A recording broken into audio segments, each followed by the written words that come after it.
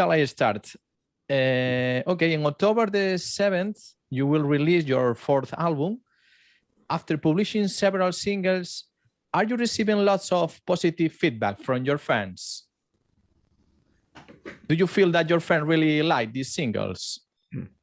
Yeah, I think most of our fan base really like, that the kind of new musical turnover that we did on that record. I mean, we did a lot of more death metal stuff, beat down stuff on this record, and I think there's a lot of people, actually new people, actually discovered us with these songs. So I think the reception was really quite good. In fact. Do you think that new fans discovered with this kind of music? Yes.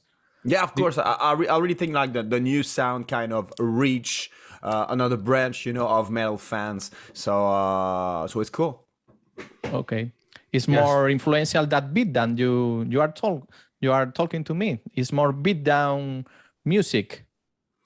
Yeah, of course. I mean, we're still a hardcore band, with a lot of metal influences, but there's a lot of beatdown influences and slam dead influences. So a lot of very, very heavy parts in the songs. We actually down tune our guitars also, so it really gives a totally different aesthetic on that record. So I really think people enjoyed it. Okay. In August 2019, after finishing your European tour, you post on social media that you will start recording Get the Shot fourth album. 3 years have passed since then, a bit delay. Was this due to the pandemic or why? Yes, we were supposed to record the album in April 2020. Yeah. And so we had once the pandemic happened, we had to cancel everything because we were supposed at first to work with an American producer called Randy Leboeuf. Yeah.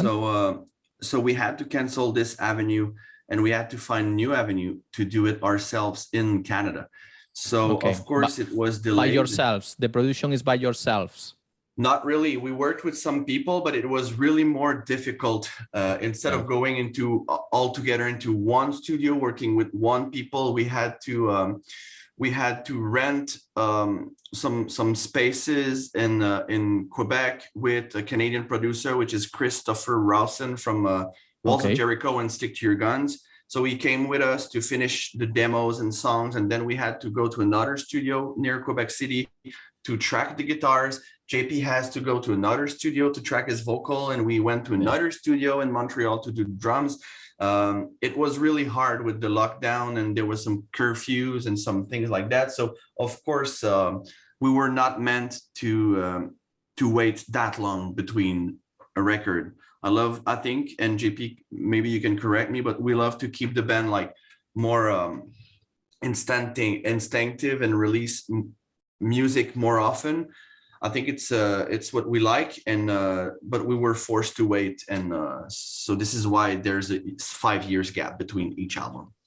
Yeah, it seems to be very hard because I know that in Canada there are so many restrictions in COVID times, no? At the same time, there is a debate about if the period of lockdown was good for creativity. Some people say that having free time is not good because it's make the artist feel too comfortable, too calm. What do you think about that? Well, I mean, as for us and the new record, I mean, the new record was actually written, when the pandemic arrived. So it didn't really had an effect on that. Is the pandemic a good thing for creativity? I don't think... Personally, I don't think so, but I mean, I'd rather, see a lot of bands going to shows and be inspired by them, by the live performance, than just sitting at home and waiting for something to happen, So I don't know if it's a good catalysis, for anger and resentment. I think that, I mean, the social life and life itself is already something, that gives you enough anger, to write some heavy songs. I don't need a pandemic, to be angry and write good songs, I think. Your profile on the Bandcamp platform reads the band plays and produces inspired hardcore punk tying with the desperation of a cool and disaffected youth. In what way do you think your music reflects these feelings? what I mean, if we were happy people, we weren't playing hardcore, you know? You have, to have that kind of, that resentment inside of you, that kind of symbolic violence, that you have to express, to play that kind of extreme music. If you're a happy guy, I don't think you should play hardcore at all. I mean, Should play some ska. Yeah, that's it. So I mean, you really have, to be angry. You really have, to not necessarily to have something, not necessarily to be political or something like that, but at least, that to have that existential feeling that you don't fit anywhere, and you have to, put that strangeness into a song, and write songs that are actually a big fuck you to the rest of the world. I mean, I hate the world, so that's why I play this music. I hate the world. Okay, maybe in the future, do you think we'll ever produce a slow song, another kind of music, or not? Well, you'll actually be surprised, but we have a 5th single coming in a couple of weeks now. Yeah. This is a very, very, very different song than what we presented so far. It's actually like a slow ballad. So it's a slow metal ballad. So and I actually sing the whole song, so I don't scream on that one. So Okay. It's really something else. So I mean, you probably get the shot, in a totally different fashion on that song. I'm pretty stoked to see what people are gonna think about it. I will hear, and I will talk about it when I can hear. Of course. The last week, Parkway Drive released a slow song too. Maybe it's a trendy or not. It's also always, I think, like power ballad was always in metal for 30 years. Like Metallica used to do some power ballads, even like Scorpions, no? Yeah, so we are not like it was just something different. I think it's not the first time that we've done something like that, like to go down that rabbit hole as deep as this album. Like it's the first time, but on the previous album, like we did something more smooth, and we always did something different at the end of every album since the first one. So it's just to try to do something refreshing as a band, but it's not like a complete avenue that we're gonna go. Yeah, I understand you. You need to refresh your music, and maybe it's a slow song is a way to change our opinions about you. No, it's when you told me about that you feel that there is a new audience to go to hear your music. Maybe with this kind of songs. It's a good time for knowing you, no? Yeah, but at least it's not like we were doing like a slow song just to get some mainstream fans. It's not that. I mean, we've been doing that kind of thing since 2012, like Danny said. I mean, the last song of every one of our records is always like a slow, very melodic songs. I started like singing clean on Infinite Punishment just for that last song. It's just that we just pushed the boundaries a little bit further, with that one on the Merciless Destruction record. We really did like a fully assumed metal ballad. We never did that before. So that one is very, very assumed. I think this is like our Unforgiven. I think it helps like to putting like the song at the end of the album. It helps digest the ton of brick that you've just swallowed for the past half an hour. Like the album is like so brutal and so heavy, so to have like a different song at the end of the album, I think it helps just cooling off a bit. It's a final happy ending. Not happy though. Not that happy. Not a happy one. Okay. My favorite song of yours is Rotting Idols from the No Peace in Hell album.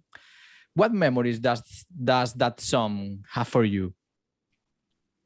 Well, it's been recorded like in 2014. Yeah. So I mean, it's been quite a while. I mean, the only thing I remember is like, you know, recording that record like in a small basement. You know, it was a studio, but there was no room, you know, and no real Yeah. room, you know, to record instruments. So it was very very DIY stuff. So it was a fun recording process. I really love that one. It was one of my favorite. But yeah, I mean that song stood That the song is test of time. powerful. The sound is powerful in Yeah, of course. that song. Huh?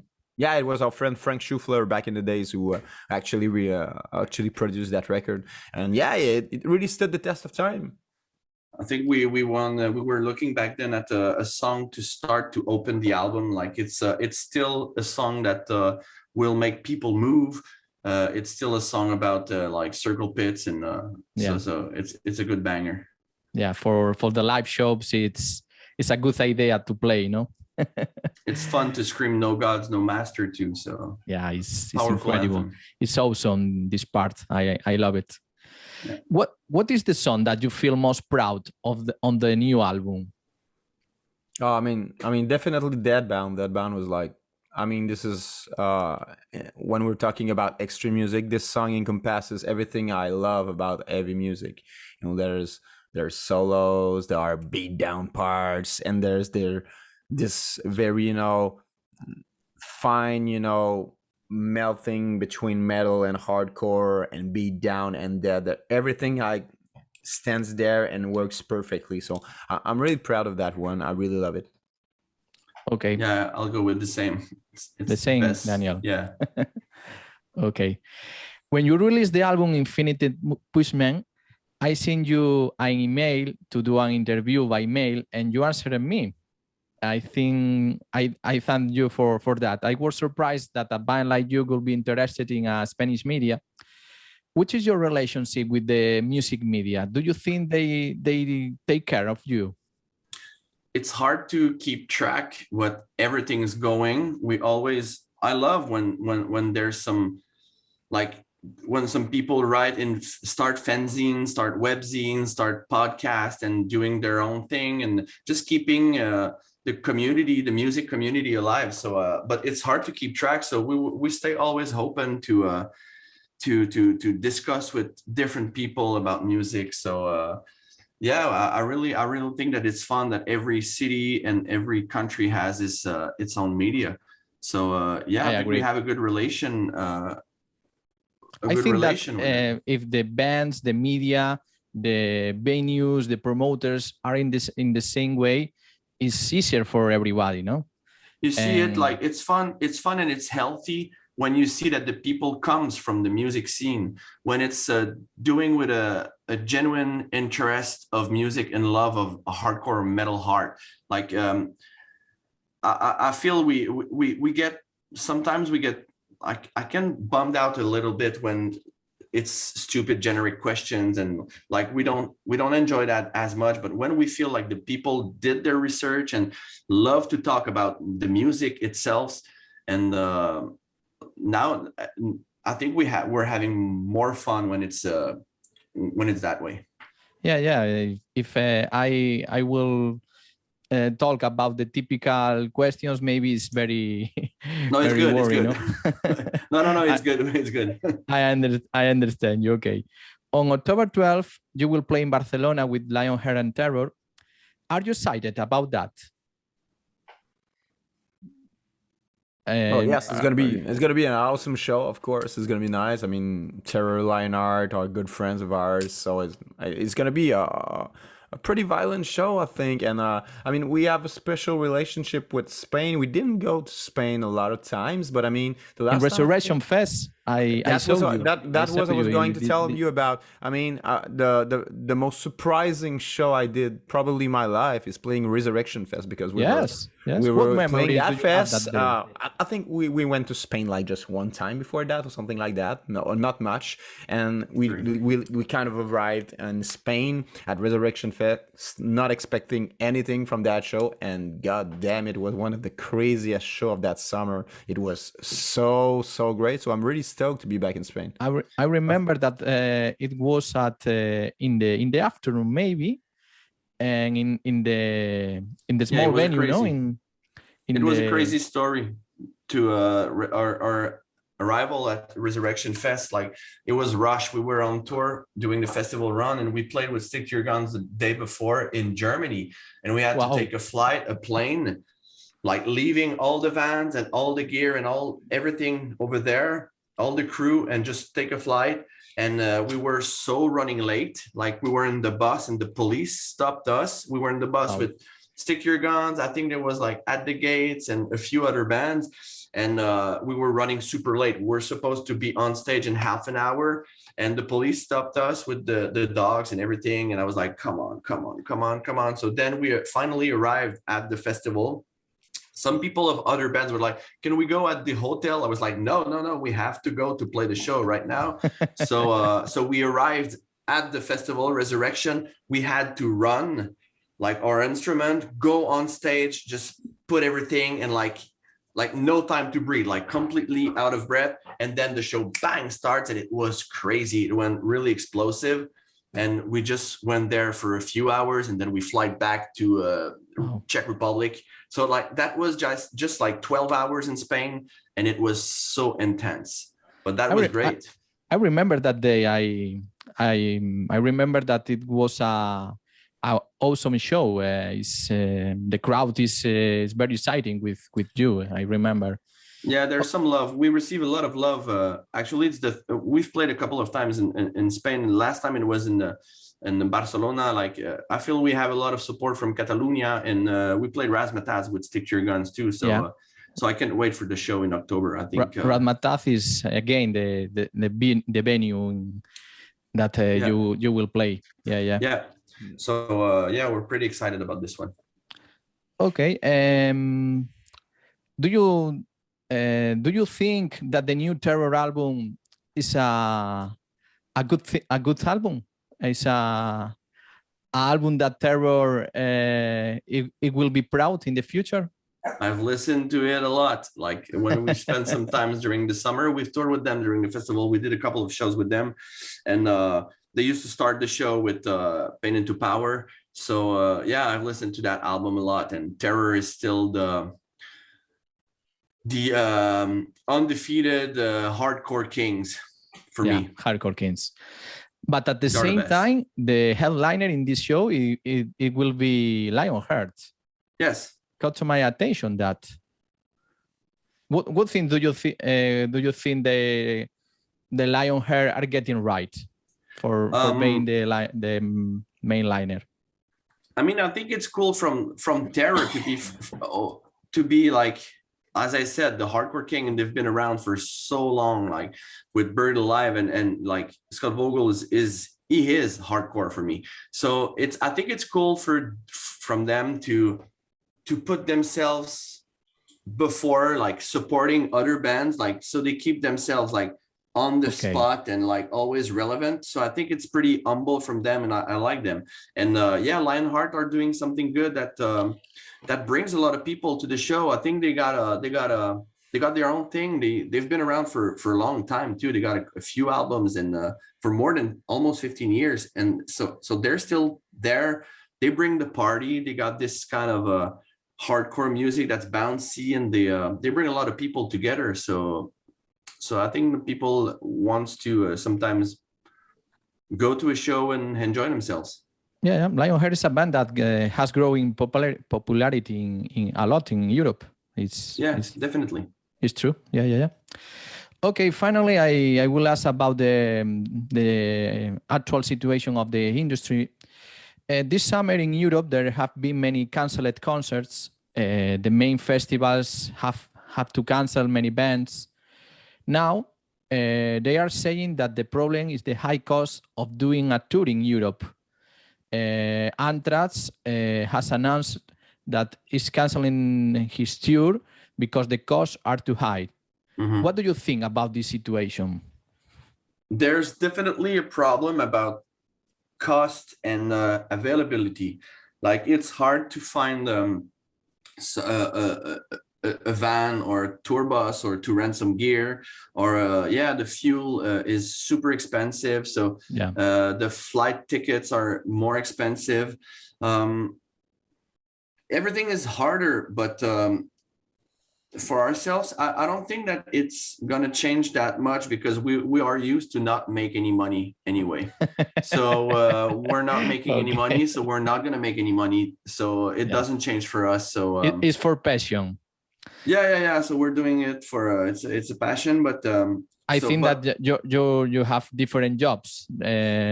Extra music, I think, or exactly. We all got jobs and different lives other than that, but we don't bring a big production neither too. Like it's always been the band and the music instruments. We don't have some pyros, we don't have some lights, we don't have a lot of crew. So I can understand that it's that tours get canceled because of the production and the more people, but we are a small crew in a van just doing our thing. So I don't see why it can do yourself theories. Exactly. No? I think that in Barcelona, maybe in the rest of the Europe too, no, but in Barcelona you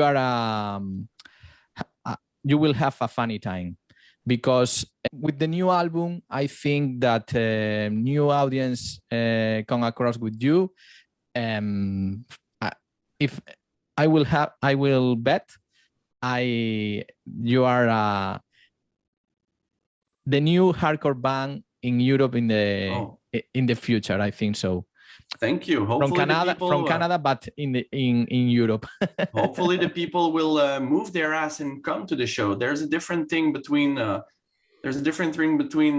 listening to the music on Spotify and on YouTube than going to the show. So I hope that another sensation will reflect on the field and during the live shows. Yeah, it's always more cool to stage dive on people. Yeah, when the lockdown has finished, everybody feels again these feelings, and it's awesome. It's a feeling that you never explain, no, because it's only in that venue that you feel. Because of that, I know that your new show, your new album will be fantastic. I am waiting for your live show, really.